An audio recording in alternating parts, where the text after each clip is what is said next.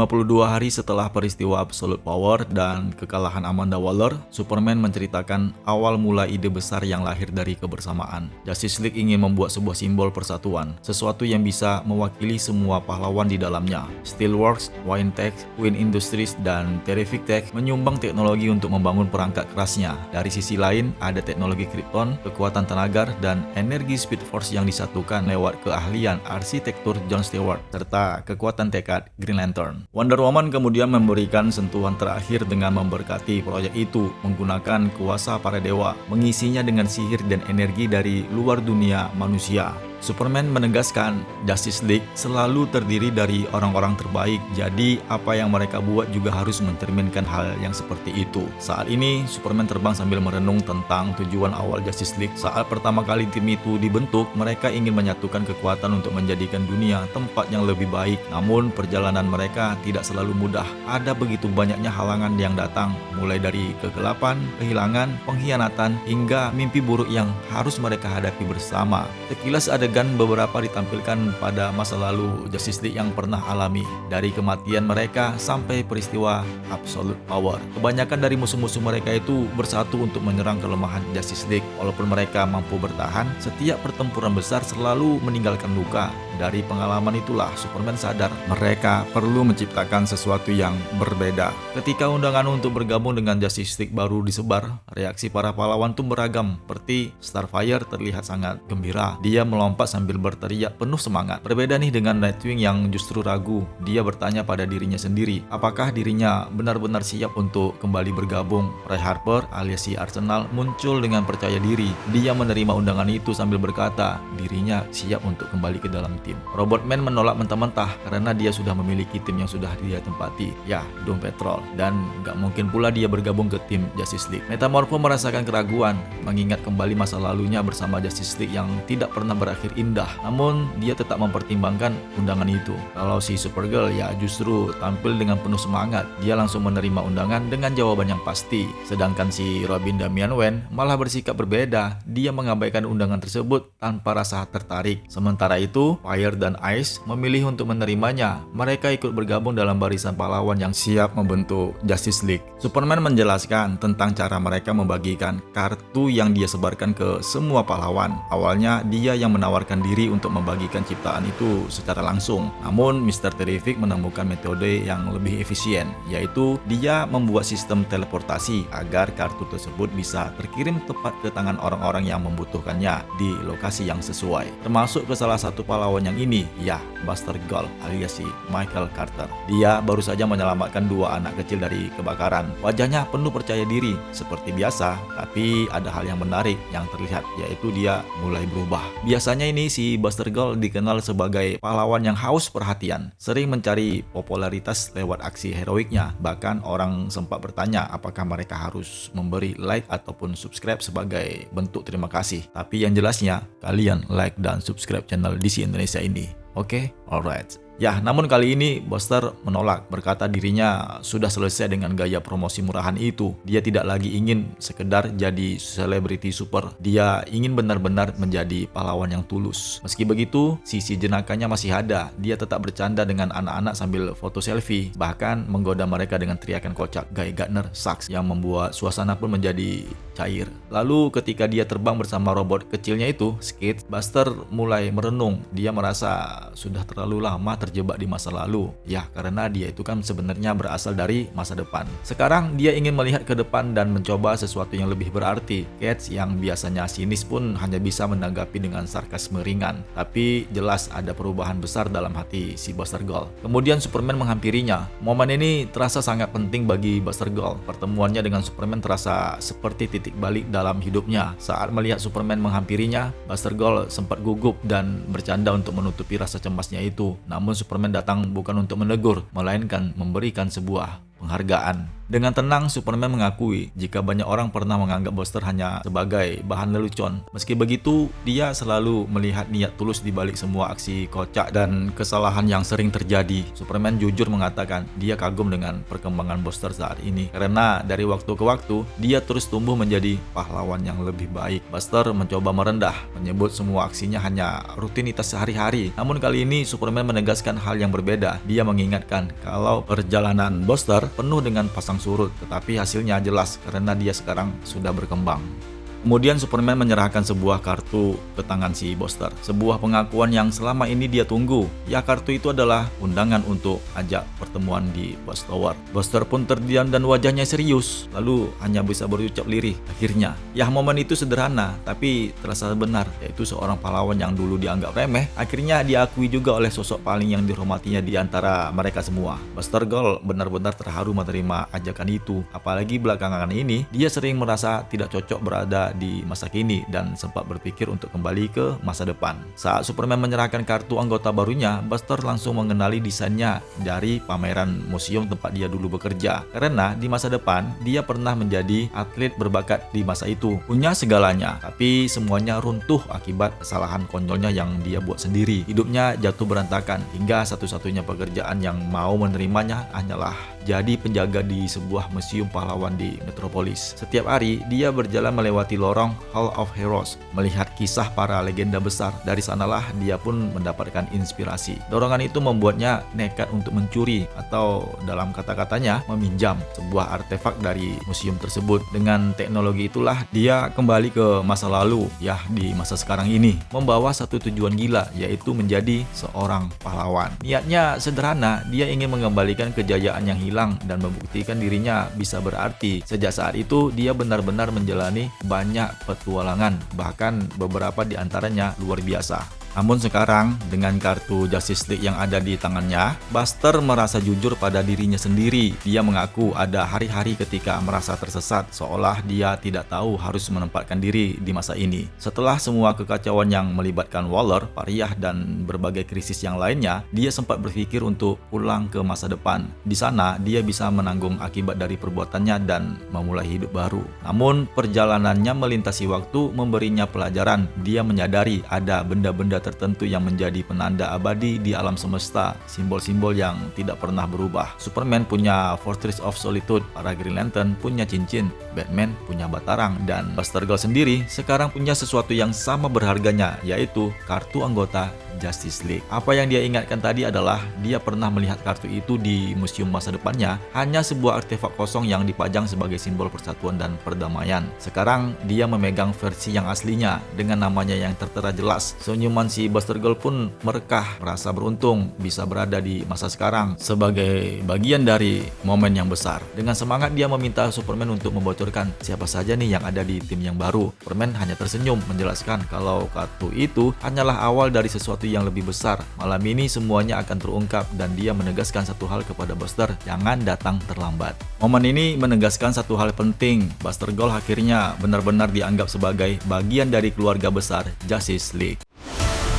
Semua pahlawan yang diundang akhirnya berkumpul ke Watchtower, markas Justice League yang baru dibangun. Mr. Terrific menceritakan pengenalan markas baru mereka. Dia menjelaskan kalau untuk menghadapi ancaman besar, mereka butuh markas paling besar yang pernah ada. Tempat inilah jadi pusat di mana para otak jenius dan pahlawan terbaik bisa bekerja sama. Teknologinya luar biasa, mulai dari bom tiup agar tim bisa segera meluncur ke misi, sistem komputer dan komunikasi yang ditangani oleh Oracle, hingga energi yang ditenagai oleh perpaduan sains dan sihir. Keamanan juga dijaga ketat dengan The Question yang bertugas sebagai kepala keamanan yang berpatroli di dalam markas. Semua elemen ini dirangkai demi satu tujuan, yaitu menciptakan markas yang bukan hanya simbol, tapi juga pusat kekuatan untuk melindungi semesta. Dengan penuh penghormatan, Mr. Terrific menyambut para pahlawan yang baru saja datang di rumah baru Justice League. Mr. Terrific berdiri di depan para pahlawan dan menjelaskan visi besar Justice League. Markas baru bukan hanya pusat operasi, tapi juga simbol persatuan. Tempat semua anggota bisa saling berbagi sumber daya, kekuatan, dan ide agar tragedi seperti invasi Amazo tidak pernah terulang kembali.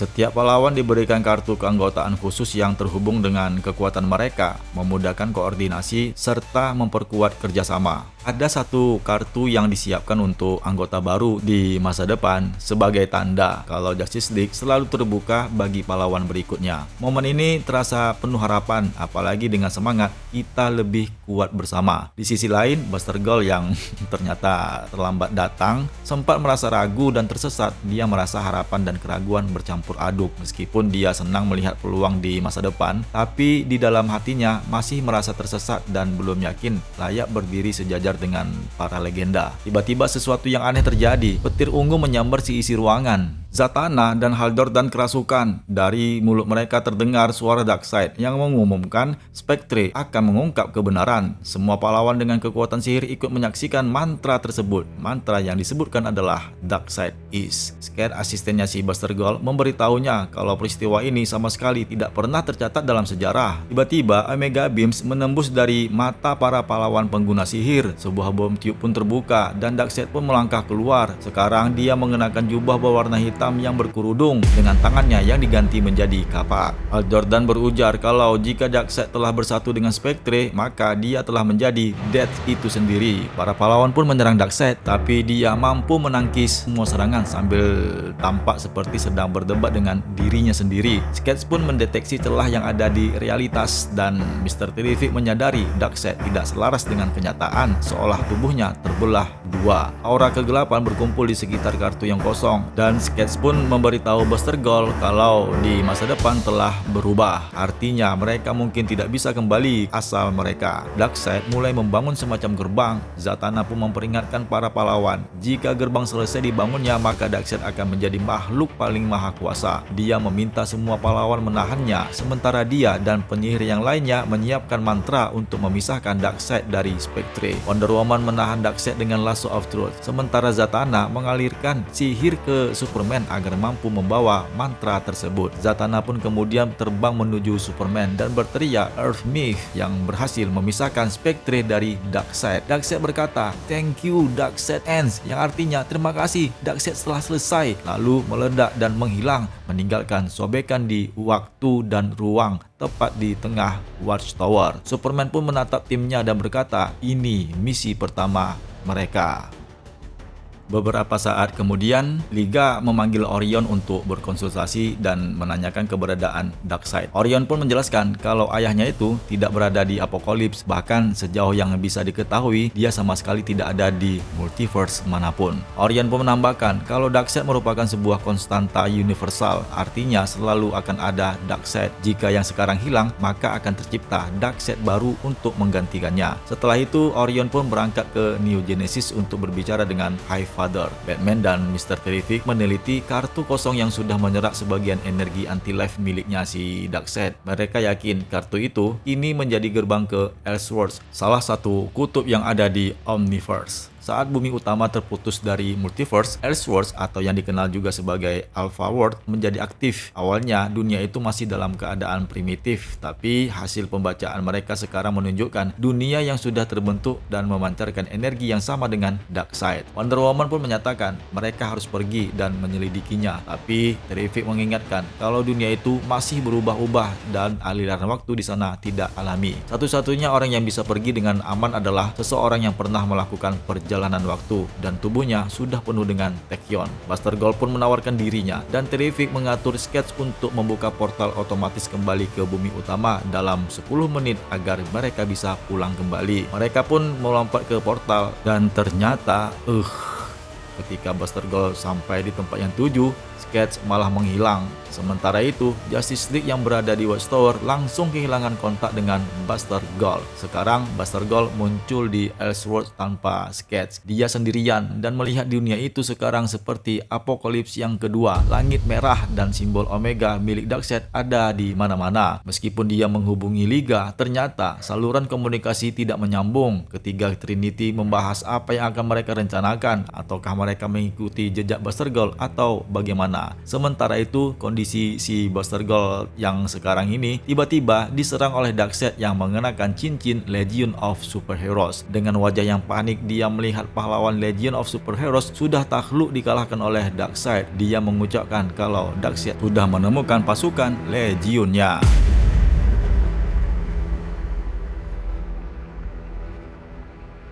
52 hari setelah Absolute Power, sekarang Darkseid menceritakan idenya untuk menciptakan sesuatu yang lebih besar dari apapun. Dia membangun sebuah mesin dari logam kosmik elemen X dengan rancangan Himon, pencipta Mother Box. Untuk memaksa Himon, Darkseid menjanjikan kebangkitan putrinya, Beka, hingga Himon rela melanggar aturan dan membuat mesin tersebut. Teknologi ini menggabungkan ilmu suci Guardian, pengetahuan Legion of Superheroes, serta komponen dari masa lalu, sekarang, dan masa depan. Mesin itu hanya bisa digunakan oleh satu makhluk saja, terikat melalui darah. Intinya, Darkseid sedang menyiapkan alat kosmik yang dikhususkan untuk dirinya demi meraih kekuatan mutlak. Sebenarnya, ketika multiverse ditutup, Darkseid merasakan lonjakan kekuatan yang besar, membangkitkan rasa lapar dan gelisah yang belum pernah dia rasakan sebelumnya, yang menjadikannya dorongan untuk mengetahui sebuah rahasia yang bisa dia rasakan, tapi tidak bisa dia pahami. Dia mencari satu-satunya makhluk dengan kekuatan dan pengetahuan untuk menunjukkan apa yang hilang darinya, dan itu adalah Spectre.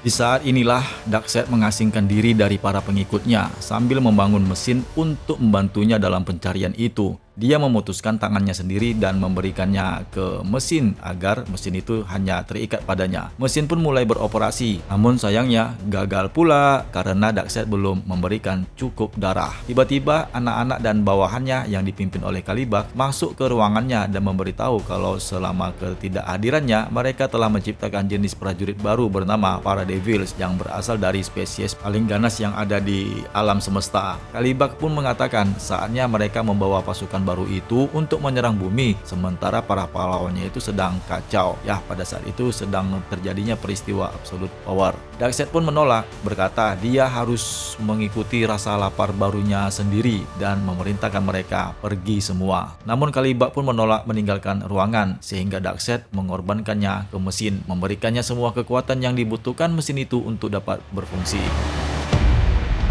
Setelah peristiwa itu, Darkseid pun kemudian menyerang baik surga ataupun neraka untuk mencari Spectre. Tapi dia tidak menemukannya di kedua tempat itu. Baik para iblis yang ada di neraka maupun para malaikat yang ada di surga menawarkan apa saja yang dia inginkan asalkan dia menghentikan pencariannya. Mereka pun memberitahunya kalau dia memegang peran penting dalam keteraturan realitas yang sekarang sedang diancamnya. Tetapi Darkseid tidak mendengarkan satu pun dari mereka. Akhirnya dia mengetahui kalau Eclipso sedang menahan Jim Corrigan yang ada di sisi gelap bulan. Darkseid pun pergi ke sana dan berhadapan langsung dengan Eclipso. Di wilayah malam yang terdalam, Eclipso memang lebih kuat darinya dan berusaha menahan Darkseid. Tetapi Darkseid pun berhasil mengalahkannya dengan membanjirinya cahaya matahari dari bintang yang paling terang yang ada di galaksi. Setelah itu Darkseid pun turun ke ruangan tahanan Corrigan dan Quintessence muncul dengan teleportasi. Mereka mengatakan kalau usahanya itu akan sia-sia belaka karena Spectre tidak bisa dipaksa untuk menuruti perintahnya. Namun Darkseid pun mengungkapkan kalau mesin yang dia bangun itu adalah Miracle Machine dan keinginannya adalah menyatu dengan Spectre. Untuk kengerian para anggota Quintessence, Astar ditarik keluar dari tubuh Corrigan dan dipaksa untuk bergabung dengan Darkseid. Astar pun menolak kendali Darkseid dan memindahkan mereka ke Watchtower. Nah, di saat itulah apa yang terjadi di cerita yang pertama. Astar mencari bantuan Justice League Unlimited. Saat bertarung melawan para pahlawan tersebut, Darkseid juga berdebat dengan Spectre yang ada di dalam pikirannya sendiri. Spectre pun mengungkapkan kalau multiverse selalu berada dalam keseimbangan antara dua kekuatan besar, yaitu kehidupan dan harapan yang mendorong realitas untuk terus berkembang yang diwujudkan lewat Superman, serta keterbatasan yang menahan perkembangan itu yang diwujudkan lewat Darkseid. Dia menjelaskan pada Darkseid kalau dirinya adalah bagian dasar dan penting dari realitas yang terpecah dan tersebar ke setiap alam semesta baru. Saat multiverse kemudian omniverse berkembang, menciptakan aspek multiversal dan versi alternatif dirinya. Ketika multiverse disegel, semua kekuatan dari versi alternatifnya terkonsolidasi ke dalam dirinya, memenuhi Darkseid dengan energi dan tujuan baru. Spectre pun menambahkan kalau multiverse akan segera kembali terbuka dan kekuatan itu akan menyebar lagi, membuatnya kembali seperti semula. Dia menyarankan Darkseid menerima perannya dalam tata tatanan kosmik dan cukup menunggu. Namun Darkseid menolak dengan tegas mengatakan dia menginginkan sesuatu yang lebih besar.